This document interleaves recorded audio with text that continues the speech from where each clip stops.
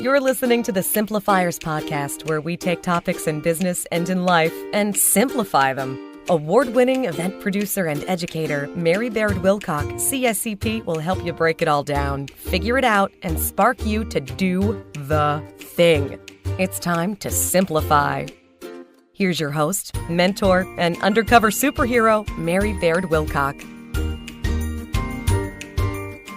Hello and welcome to the Simplifiers podcast. Look at you shine. You found the secret to a better life. When we simplify, we thrive in every single way. And on Fridays, we release a short bonus episode highlighting a super thought of the day.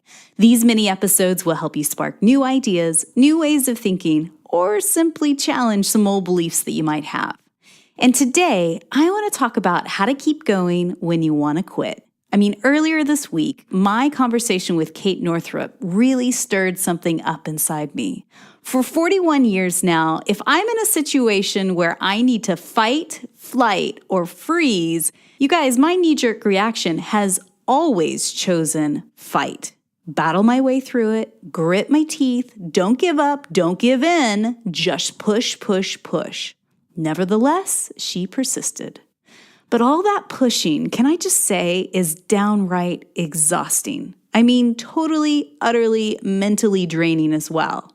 When Kate shared her wisdom that women run on a 28-day cycle and men run on a 24-hour cycle, it totally sparked a new idea in me. Hang on a sec. What if this was true? What if I was pushing when I should actually be flowing instead?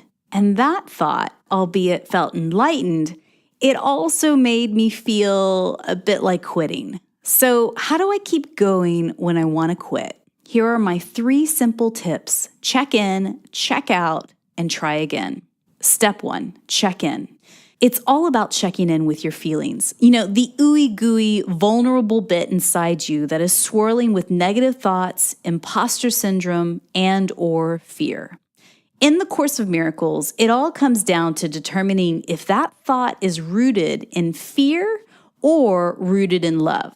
And if it's not love, then the next step is to diffuse the fear and get yourself back to a loving place, mind, body, and spirit.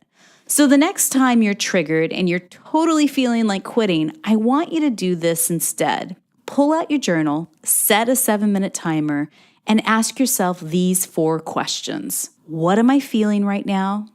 Is this thought rooted in fear or in love? Do I actually believe it's true? And what would get me back to thriving?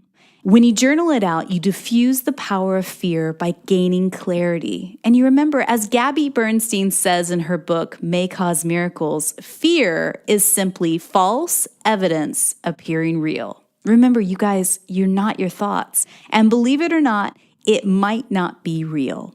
Step 2, check out. When you're about to throw in the towel, quit everything and have those nagging feelings of grabbing the kerosene and burning it all to the ground. Girl, I feel you. I want you to do this one simple step first. Check out what's really going on right now. Do this instead. I want you to imagine you're a photographer with a super fancy lens, and I want you to zoom way, way, way out of your situation, as if you're way up in the sky looking down at yourself. My goodness, look how teeny tiny you are down there, getting all worked up over whatever ish is in your life right now. Now, I want you to imagine you can see the other players in this melodrama and what they're doing as well. Again, before you decide to quit this big, scary, super stressful situation, I'm just encouraging you to check out a different angle to gain more perspective. I want you to ask yourself, what if what the other people are saying to you is simply them projecting their fears onto you, and that's what's causing the stress in the first place? Maybe if you grounded yourself and didn't take it personally, would the rest fall into place? Maybe this big, scary, super stressful situation isn't quite as monstrous as you once thought. You never know. Zoom out, check out a different angle, and then step 3, try again. Standing tall in what you believe in, I want you to take the next step forward, and then the next one after that.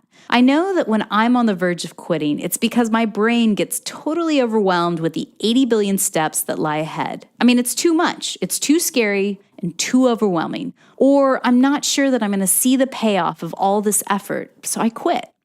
But when I laser focus on just the very next step ahead, I regain my confidence that I'm on the right path. I just need to take this one step to keep going, to make forward progress, and then do it again and again. But the key here is this: knowing your core values, knowing your end goal destination, and believing that you will get there eventually if you keep going.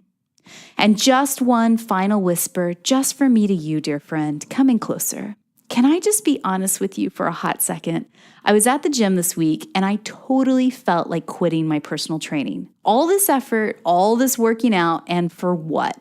The scales aren't showing any real progress. My midsection totally seems to continue the perimenopausal rectangular spread. I mean, what the F?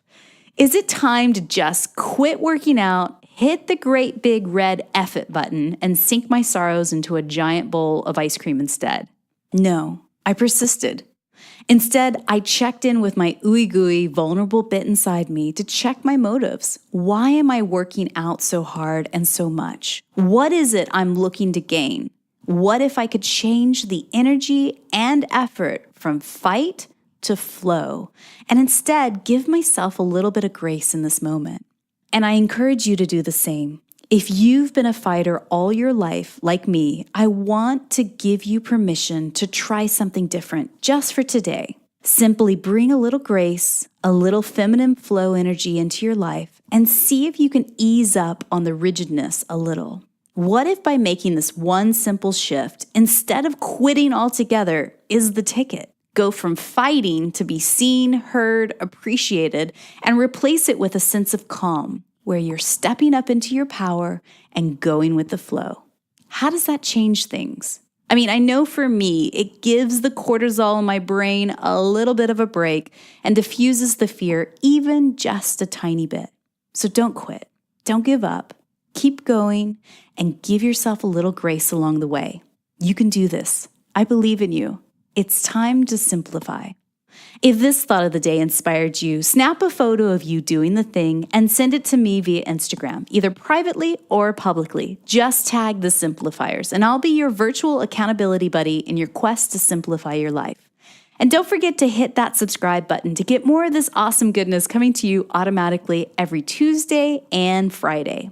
Also, if you'd like to be featured in a future episode, simply click over to thesimplifiers.com and send me a voicemail. We've added a fancy little button on our website where you can record a voicemail through your phone or your laptop, and then we can feature you on a future episode. So we want to know, what's one tip that's helping you simplify your work or life these days? I mean, maybe it's a new life hack that's working for you, or a great book that you're loving these days, or maybe you've simplified jet lag while traveling internationally, and if that's the case, I want you to tell me all of your secrets.